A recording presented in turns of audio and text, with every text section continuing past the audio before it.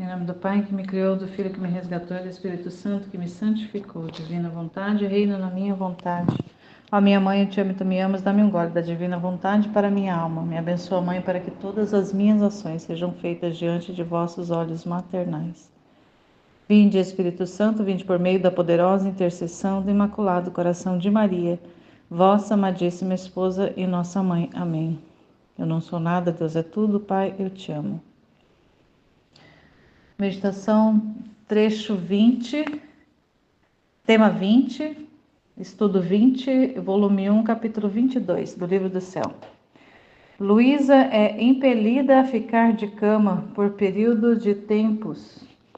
Acentua-se a incapacidade de comer. Pela primeira vez é chamado o confessor, que a liberta do estado de petrificação. Depois de que passei algum tempo neste estado descrito acima, cerca de 6 ou 7 meses, os sofrimentos aumentaram mais, tanto que me vi obrigada a estar na cama. Frequentemente se multiplicava aquele estado de perder os sentidos, e quase não tinha nem uma hora livre. Reduzi-me a um estado de extrema debilidade. A boca se apertava de tal modo que não podia abrir-se, e em algum momento livre que tinha, apenas algumas gotas de algum líquido podia tomar, se é que o conseguia. E depois era obrigada a devolvê-lo pelos contínuos vômitos que costumeiramente tinha. Depois que estive 18 dias neste estado contínuo, mandou-se chamar o confessor para me confessar. Quando veio, encontrou-me neste estado de letargia. Quando me recuperei, perguntou-me o que tinha. Somente lhe disse, silenciando todo o resto, e como continuavam as moléstias dos demônios e as visitas de Nosso Senhor. Então lhe disse, Padre, é o demônio. Ele me disse para não ter medo, uma vez que, caso seja ele, o Padre vai te libertar. Assim, dando-me a obediência, persignando-me com a cruz e ajudando-me a mover os braços, porque sentia todo o corpo petrificado, como se tudo se tivesse tornado uma só peça. Conseguiu que os braços retornassem ao movimento. Conseguiu fazer com que a boca se abrisse depois de estar imóvel para tudo. Atribuí isto à santidade do meu confessor, que na verdade era um santo sacerdote.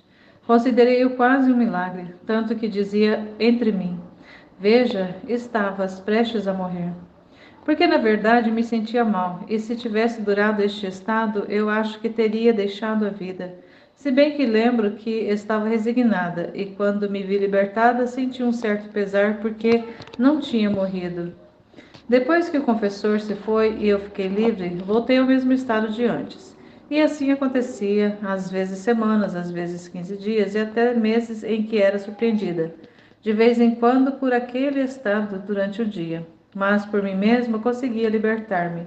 Depois, quando era surpreendida com mais frequência, como disse mais acima, então os familiares mandavam chamar o confessor, pois tinha visto que da primeira vez tinha ficado liberta, porque quando todos acreditavam que não me haveria de recuperar mais daquele estado. E em vez disso, até pude ir à igreja. Por causa disto, chamava o confessor e então ficava livre. Nunca me passou pela mente que para tal estado se necessitasse o sacerdote para libertar-me, nem que eu mal fosse uma coisa extraordinária.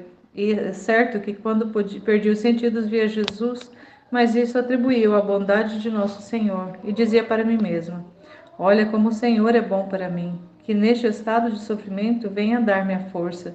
De outra maneira, como poderia sustentar-me? Quem me daria força? Também é verdade que quando devia cair neste estado, na manhã da comunhão, Jesus me dizia isto e caindo neste estado, dele mesmo me vinham os sofrimentos, mas não dava importância a nada. Só de pensar alguma vez em dizê-lo ao confessor, eu acreditava ser a alma mais soberba que existia no mundo, se me atrevia a falar destas coisas, de ver Jesus. E a sentia tal vergonha que foi impossível dizer algo a esse confessor, apesar de tão bom e santo que era. Tanto é verdade que não acreditava que se necessitasse do sacerdote para me libertar, e que isso acontecia pela santidade do confessor. Então aqui a gente já vê a Luísa entrando no estado de, né, ali, na verdade já nessa continuação do estado de petrificação que a gente já iniciou no texto passado. Aqui ela vai narrando como foi esse primeiro tempo e que ela no início ela, né, teve esse estado ali, e ela ficou por vários dias e só conseguiu se mover ali pela ajuda do confessor, né? Nenhum médico mais já tinha, praticamente a família já tinha desistido de médicos, né? Porque as coisas que os médicos haviam orientado não havia resolvido a questão. E no estado de petrificação ela ficava de tal forma que ela não conseguia se mexer, se movimentar, não conseguia abrir a boca, movimentar a boca, então não conseguia tomar alimento. Então ela fala que ficou reduzida, né, a um estado deplorável, um estado. Então, né, imagina assim, uma pessoa que fica vários dias, é uma jovem, e fica ali vários dias sem poder se alimentar, vai só definhando, né? Então, provavelmente nesse período que ela ficou bastante tempo sem poder ali se alimentar, embora, né, ela até fala, né, que mesmo que alguma coisinha, algumas gotas ela tomasse de alimento, mas logo vinha o vômito. Então, ali começa esse calvário para ela, né, dela não poder tomar alimento, e tudo que ela, às vezes até a família obrigava, e ela, quando, né, fazia, tomava alimento, mas logo vomitava. Então, e aí depois, né, depois mais pra frente ela vai passar a viver só da Eucaristia. Mas até então ainda não tem, né, ela ali, ela se alimenta da Eucaristia quando ela vai na igreja. Nesse período ali ela ainda não está totalmente, definitivamente na cama, então ainda não é aquele período que os sacerdotes começam a celebrar as missas no quarto dela, né, ela tem ali missas diárias. Então, por enquanto, ela ainda está ali no começo dessas penas, da petrificação, desse estado sobrenatural, que ela nem nesse período, ela nem considerava que fosse isso, mas que fosse, né, alguma coisa, mas não tinha noção realmente do que se tratava, né? Então a gente percebe aqui também que nesse período, embora ela tinha as visitas de Jesus, mas ele comunicava a ela as penas e tudo mais, mas ainda não tinha, né, trazido para ela o conhecimento do que realmente ele estava pretendendo com ela. Então estava fazendo um trabalho ali, mas ela ainda estava nesse período ainda meio que sem ter o conhecimento para que né, isso servia. E aí também não, né, até um certo tempo ela não teve coragem de manifestar nada do que acontecia entre, né, que ela via Jesus, conversava com ele, né, falar isso para o confessor, porque achava que ela, né, ia ser, né, que ele, assim, ficava pensando que seria uma soberba ela dizer isso, né? Então, na verdade, nesse período que ela ainda se enxergava muito, né, se via bastante. Ainda não tinha chegado, né? Claro que é o começo, né? Do abandono ali, de deixar ser conduzida. E também ainda não tinha recebido a obediência de comunicar tudo ao confessor, né? Então, por enquanto, ainda está nesse início ali de processo. Então, não deve ter sido muito difícil para ela passar por essa fase, né? Ali, mesmo porque ainda não tinha um esclarecimento de como que né, que realmente estava de fato acontecendo, né?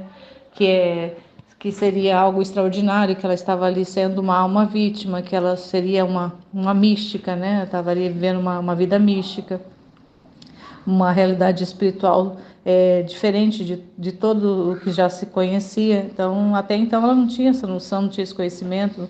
Então né, era um sofrimento, ela aceitava como sofrimento, ela fala que se resignava e ela estava tão resignada que quando ela saiu do estado de sofrimento ali, ela achou que morreria, e quando saiu ela ficou até meio que decepcionada, porque ela achou que ela ia morrer, né? Então, como ela já tinha ali um relacionamento com Jesus, via Jesus, conversava com Jesus, então ela queria, na verdade, era realmente fazer a passagem logo para poder gozar dali da presença permanente, né, com o Senhor. Mas mal sabia ela que ainda teriam muitos anos ainda de calvário para ela. Mas graças a Deus ela aceitou essa missão que foi confiada a ela, essa grande missão. E hoje, se nós estamos aqui meditando, lendo, partilhando, é porque ela deu sim, né? Lá na redenção, Nossa Senhora, nós recebemos, né? Jesus pôde se encarnar, se tornar homem, se fazer homem, por causa do sim de Maria, porque ela já havia entregado toda a sua vontade à vontade divina, ela não vivia pela sua vontade, nunca viveu pela sua vontade, sempre foi conformada à divina vontade. E ao dar o seu sim, ela, né, veio, o Redentor pôde vir à Terra, Jesus pôde se encarnar. E agora, no tempo da santificação, pelo sim da Luísa, pelo fiat da Luísa, a santificação pôde ser ali formatada na alma dela. Então, depositada, ela é a depositária desse terceiro fiat da santificação, e nós hoje usufruímos, estamos aqui vivendo desses frutos, né, nos alimentando desses frutos que a Luísa produziu ali junto com Jesus, né? Jesus produziu na Luísa durante a vida dela toda. Então, louvado seja Deus pela vida da Luísa Picarreta, por ter ali aceitado, ter passado tudo que ela passou, viver tudo que ela viveu e permitir que hoje nós tenhamos acesso a esse conhecimento. Louvado seja nosso Senhor Jesus Cristo, para sempre seja louvado. Amém, Fiat.